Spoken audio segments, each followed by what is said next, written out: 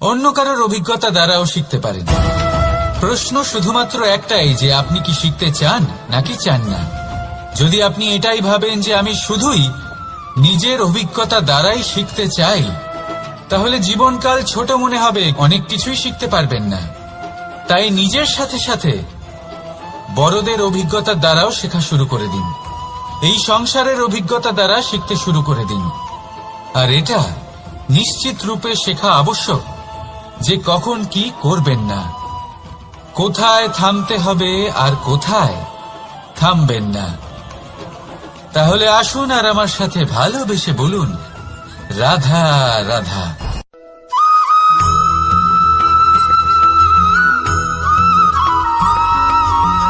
এই সংসারে সবথেকে বেশি কোমল বস্তু হল রেশম। এই রেশম এতটাই কোমল হয় যে এর পুরো একটা থান শুধুমাত্র একটা হাতে ধরা সম্ভব। কখনো ভেবে দেখেছেন এই রেশম কিভাবে হয়? একটি কীট তার লালার দ্বারা উৎপন্ন হয়।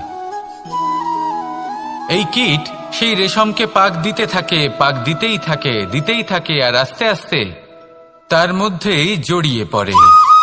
শেষে ওর এই সুন্দর অমূল্য সৃষ্টি রেশমের এই সুতো তার নির্মাণ কার্য পূর্ণ হয়, কিন্তু তাতেই ও নিজে বন্দী হয়ে যায়। নিজেরই মায়াজালের এই বন্দী গৃহে নিজেই ফেঁসে যায়। এবার এই সুতোকে ব্যবহারযোগ্য করে তোলার জন্য এই কীটগুলিকে এই কবচের সাথেই ফুটন্ত জলে ফেলে দেওয়া হয়। এই সংসারে যদি আমাদের স্বপ্ন এই সংসারের দুঃখ হরণ করার জন্য, এই সংসারে সুখ বিতরণ করার জন্য হয়, তবেই আমাদের প্রগতি সম্ভব। যদি আমাদের এই স্বপ্ন শুধুই আমাদের এবং আমাদের স্বার্থ সিদ্ধির জন্য হয়, তাহলে এই স্বপ্ন আমাদের অন্ধ করে দেবে, আমাদের অন্ধকারের পথে নিয়ে যাবে, আর আমরাও সেই কীটের মতো হয়ে যাব। নিজেদেরই মায়াজালে আমরা নিজেই ফেঁসে যাব, আর শেষে আমরা যদি কিছু লাভ করি তা হবে একাকিত্ব, অন্ধকারময় মৃত্যু। তাই স্বপ্ন অবশ্যই দেখুন, কিন্তু এমন ভাবে স্বপ্ন দেখবেন না যে তার এই বন্দিগৃহে আপনি নিজেই ফেঁসে গেলেন। স্বপ্ন দেখুন পরোপকারে।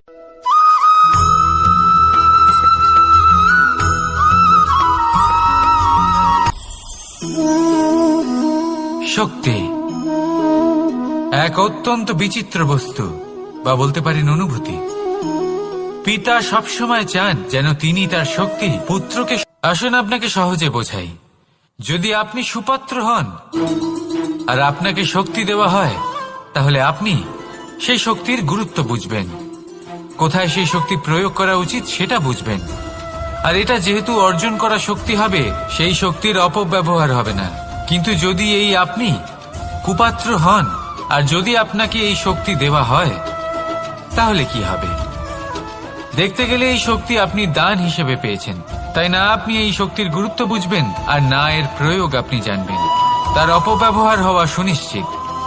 তাই যদি আপনি কোনো শক্তি অর্জন করতে চান, তাহলে আগে তার যোগ্য হয়ে উঠুন, পুত্র নয় পাত্র হয়ে উঠুন। আর আমার সাথে ভালোবেসে বলুন, রাধা রাধা।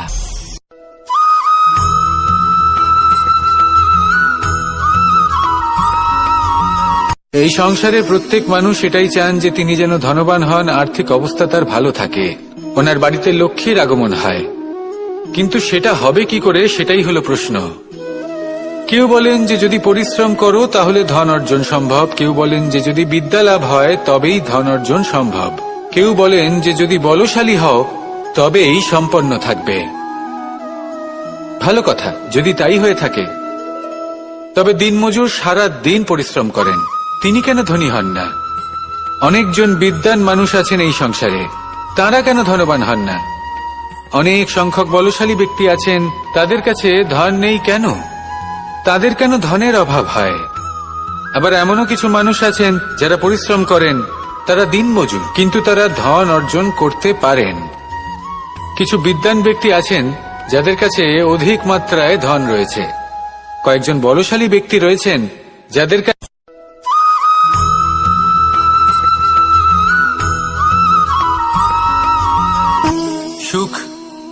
দুঃখ এবং শক্তি। এই তিন হলো এই সংসারের ত্রিদেবের মতো। আমাদের জীবনে যা কিছু ঘটছে এই তিনটির ভিত্তির উপরেই হচ্ছে। আসলে এই সংসারের একটা নিয়ম আছে, যখনই আপনি কিছু লাভ করেন এই সংসার আপনার পরীক্ষা নেয়। এটা জানার জন্য আপনার পরীক্ষা নেয় যে আপনি যা কিছুই লাভ করেছেন আপনি কি আদৌ সেটার যোগ্য কিনা। ঠিক সেইভাবেই এই সুখ, দুঃখ এবং শক্তি আপনার পরীক্ষা নিয়ে থাকে। যখন সুখ আসে তখন সে আপনার পরীক্ষা নেয় যে আপনার মধ্যে অহংবোধ জাগ্রত হয়নি তো। যদি অহংবোধ চলে আসে তাহলে সুখ সেখানেই সঙ্গ ত্যাগ করে। দুঃখ আপনার ধৈর্যের পরীক্ষা নিতে থাকে, আর যদি আপনার মধ্যে ধৈর্য না থাকে তাহলে এটা আপনাকে আরো বেশি দুঃখের গভীর অন্ধকারে ঠেলে দেবে। সেখানে শক্তি পরীক্ষা নেয় আপনার বিনম্রতার। যদি আপনি বিনম্র না হন তাহলে হয় এই শক্তি আপনার সঙ্গ ত্যাগ করবে, নয় এই শক্তি বিনম্রতার অভাবে আপনার পতনের কারণ হতে পারে। এই সংসারে যে কোনো ব্যক্তি যিনি এই পরীক্ষায় উত্তীর্ণ হয়ে থাকেন এই জীবনে তিনি সাফল্য লাভ করেন। আসুন আমার সাথে ভালোবেসে বলুন, রাধা রাধা।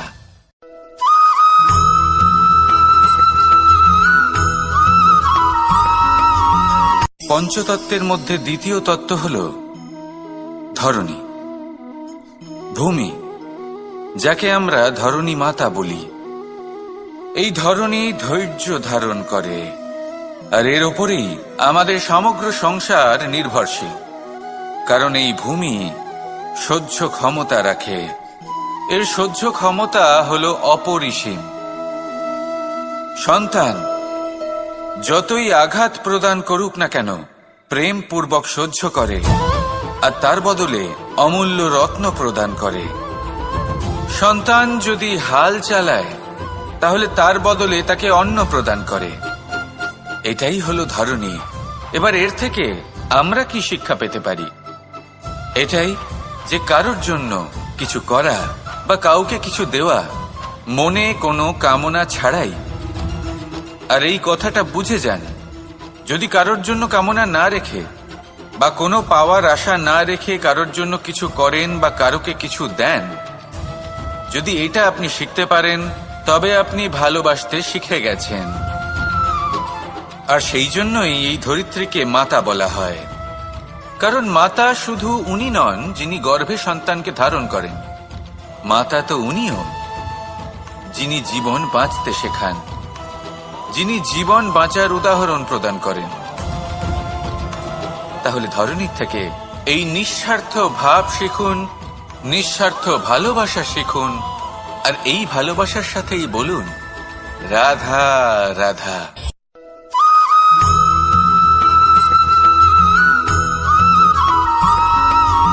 মানুষ জন্মগ্রহণ করে, তার সাথে ভয়েরও জন্ম হয়। ছোটবেলা থেকেই আমাদের মনে কোনো না কোনো প্রকারের ভয় থেকেই যায়। কেউ এই বিষয়ে ভয় পায় যে তার কোনো বস্তু তার থেকে দূরে চলে যাবে, কেউ এই বিষয়ে ভয় পায় যে আমি নিজেকে হারিয়ে ফেলব, কেউ এই ভেবে ভয় পায় যে আমার প্রিয়জনেরা তারা যেন আমার থেকে দূরে না চলে যায়, কেউ এই ভেবে ভয় পায় যে আমরা যেন পথ না হারিয়ে ফেলি, আদি ইত্যাদি। কিন্তু সত্যি কথা বলতে ভেবে দেখুন এই ভয় বাস্তবে কি? শুধুই একটা মনস্থিতি, আর কিছুই নয়। যা কিছু আপনি জীবনে পেয়েছেন তা একদিন আপনাকে হারাতে হবে। এই জীবন হলো আপনারই, কিন্তু তাও একদিন সমাপ্ত হবে। তাই ভয় পেয়ে কি লাভ? এই ভয় শুধু আপনাকে জীবন যাপন করা থেকে বাধা দিচ্ছে, আর কিচ্ছু নয়। পথ হারিয়ে ফেললেই বুঝতে পারবেন যে নতুন পথ কিভাবে বানাতে হয়। কিছু মানুষকে জীবন থেকে হারালে তবেই আপনি বুঝবেন যে আপনার আপনজনকে। এই ভয়ের কারণে ভীত হয়ে থাকবেন না। এই তারা নক্ষত্র অন্ধকারের অভাবে গুরুত্ব হারায়। শিবকেও মহাদেব হওয়ার জন্য বিষপান করতে হয়েছিল। প্রত্যেক পরিস্থিতি, প্রত্যেক সাফল্য আপনার পরীক্ষা নেবে, তাতে উত্তীর্ণ হওয়া হলো আপনার কর্ম। যখনই আপনি ভয় পাবেন বা সংকটের সম্মুখীন হবেন তখন সাহসের সাথে তার সম্মুখীন হন। মনে রাখবেন, যে সম্মুখীন হতে জানে সাফল্য তার সাথে সবসময় থাকে। আসুন আর আমার সাথে ভালোবেসে বলুন, রাধা রাধা।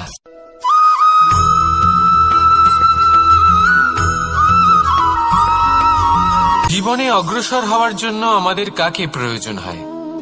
মাতা পিতা, বন্ধু, প্রেম, সাহায্য, অর্থ, পরিশ্রম, আশা। ভিন্ন ভিন্ন মানুষ ভিন্ন ভিন্ন বিকল্প চয়ন করে। যদি আমি আপনাকে বলি তাহলে জয় আর পরাজয়ের মন্ত্র দুটো শব্দের উপর নির্ভর করে, মেনে নেওয়া আর দৃঢ় হওয়া। যদি মেনে নেন তাহলে হেরে যাবেন, যদি দৃঢ় হন তাহলে নিশ্চিত রূপে জয়ী হবেন। যদি কখনো আপনি ক্লান্ত হয়ে ওঠেন, আপনি দুঃখী হন, পুরোপুরি ভেঙে পড়েছেন, তখন মেনে নেবেন না যে আপনি ভেঙে পড়েছেন, নয়তো হেরে যাবেন। তখন উল্টে স্থির করবেন যে যাই হয়ে যাক না কেন, আমি জয়ী হবই। আর আপনি দেখবেন যে জয় নিশ্চিত রূপে আপনার কাছেই আসবে। তাহলে এই কথা মনে রাখবেন আর আমার সাথে ভালোবেসে বলবেন, রাধা রাধা।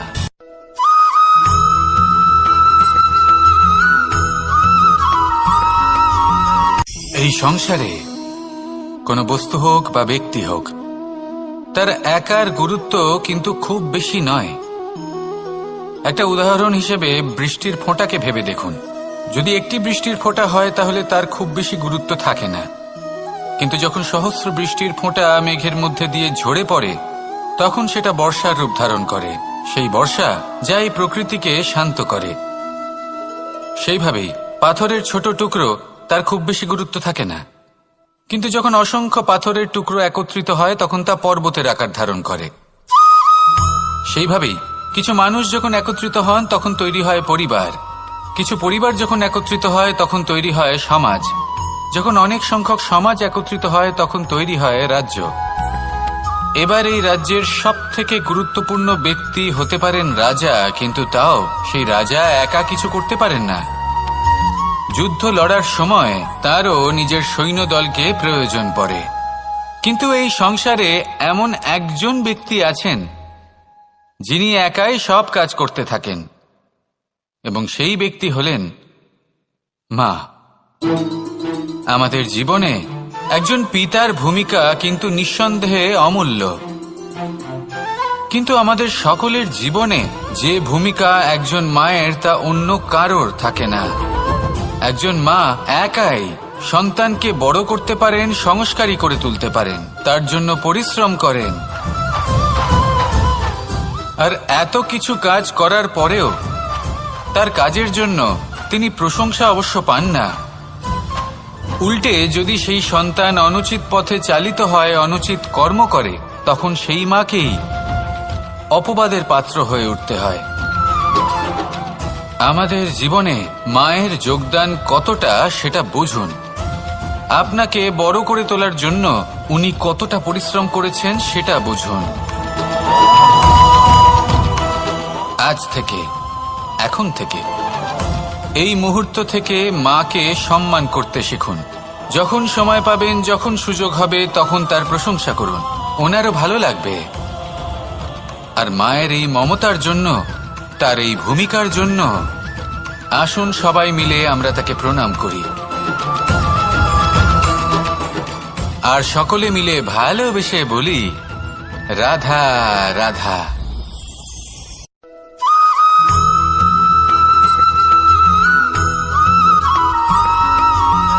এই সংসারের সবথেকে গুরুত্বপূর্ণ তত্ত্ব কোনটা? প্রথম হলো সময়। জন্ম থেকে মৃত্যু পর্যন্ত এই যে সময়, এটাই তো হলো জীবন। দ্বিতীয় হলো জীবন, যাতে আমরা সময়ের সদ্ব্যবহার করি, শ্রেষ্ঠ থেকে শ্রেষ্ঠতর কাজ করার চেষ্টা করি। বহু বছরের এই পরম্পরা, এই সংস্কৃতিকে এগিয়ে নিয়ে যাওয়ার চেষ্টা করি।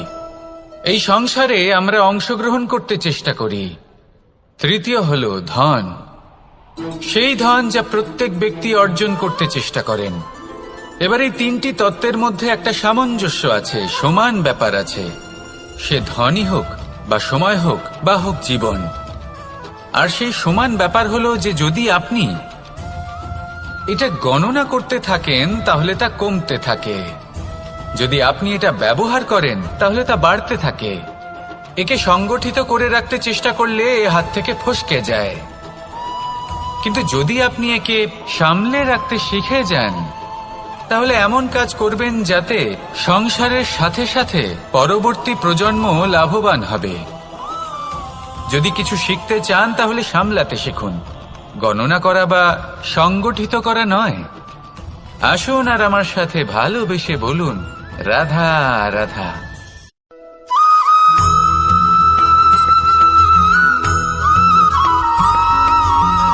এই সংসারে প্রত্যেক মানুষ এটাই চান যে তিনি যেন ধনবান হন, আর্থিক অবস্থা তার ভালো থাকে, ওনার বাড়িতে লক্ষ্মীর আগমন হয়। কিন্তু সেটা হবে কি করে, সেটাই হলো প্রশ্ন। কেউ বলেন যে যদি পরিশ্রম করো তাহলে ধন অর্জন সম্ভব, কেউ বলেন যে যদি বিদ্যা লাভ হয় তবেই ধন অর্জন সম্ভব, কেউ বলেন যে যদি বলশালী হও তবেই সম্পন্ন থাকবে। ভালো কথা, যদি তাই হয়ে থাকে তবে দিনমজুর সারা দিন পরিশ্রম করেন, তিনি কেন ধনী হন না? অনেকজন বিদ্বান মানুষ আছেন এই সংসারে, তারা কেন ধনবান হন না? অনেক সংখ্যক বলশালী ব্যক্তি আছেন, তাদের কাছে ধন নেই কেন? তাদের কেন ধনের অভাব হয়? আবার এমনও কিছু মানুষ আছেন যারা পরিশ্রম করেন, তারা দিনমজুর, কিন্তু তারা ধন অর্জন করতে পারেন। কিছু বিদ্বান ব্যক্তি আছেন যাদের কাছে অধিক মাত্রায় ধন রয়েছে, কয়েকজন বলশালী ব্যক্তি রয়েছেন যাদের কাছে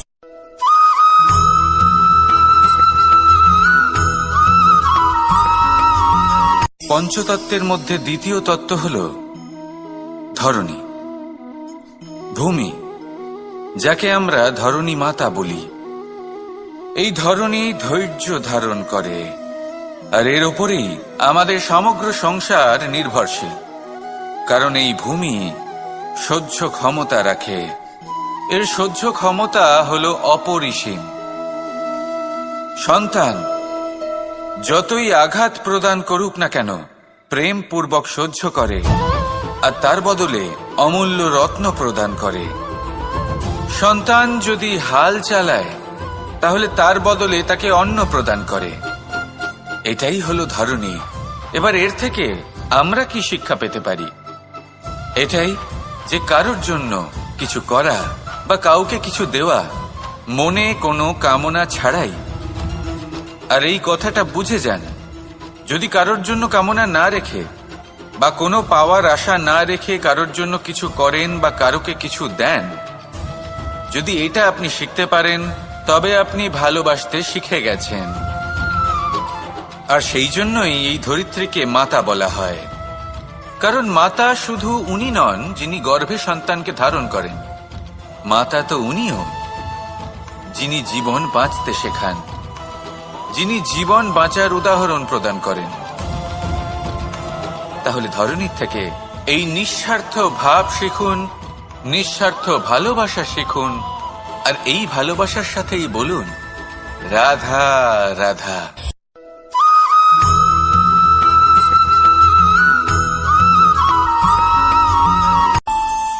আমাদের মনে যখন কোনো প্রশ্ন ওঠে, কোনো দ্বন্দ্ব জাগে, তখন আমরা যাই আমাদের গুরুর কাছে, আমাদের আরাধ্যের কাছে গিয়ে জিজ্ঞেস করি। এইভাবেই একদিন আমি পৌঁছলাম আমার আরাধ্যের কাছে, আমার মহাদেবের কাছে, আর ওনাকে প্রশ্ন করলাম যে মহাদেব, জীবনে আনন্দ পাওয়ার, উৎসব পালনের, প্রেম ভাগ করে নেবার, জীবনকে উপভোগ করে নেওয়ার সর্বশ্রেষ্ঠ সময় কোনটা? মহাদেব হাসলেন আর উনি বললেন, জীবনে উৎসব পালনের সব থেকে শ্রেষ্ঠ দিন হল মৃত্যুর ঠিক আগের দিনটা। প্রেম ভাগ করে নেওয়ার সব থেকে শ্রেষ্ঠ মুহূর্ত হল মৃত্যুর ঠিক আগের মুহূর্ত। জীবনকে উপভোগ করে নেওয়ার সর্বশ্রেষ্ঠ প্রহর হল মৃত্যুর এক প্রহর পূর্বে। তখন আমি চমকে গেলাম। আমি বললাম, কিন্তু মহাদেব, মৃত্যু তো অনিশ্চিত, আমরা জানিও না কবে আমাদের মৃত্যু হবে। মহাদেব আবার হাসলেন।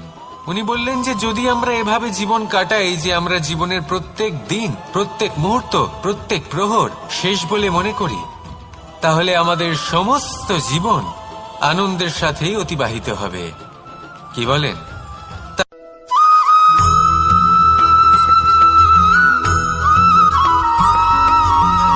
সংসারে আমাদের জীবনে যখন কোনো সুখ বা দুঃখ আসে, তার জন্য আমরা কাউকে না কাউকে অবশ্যই দায়ী করে থাকি।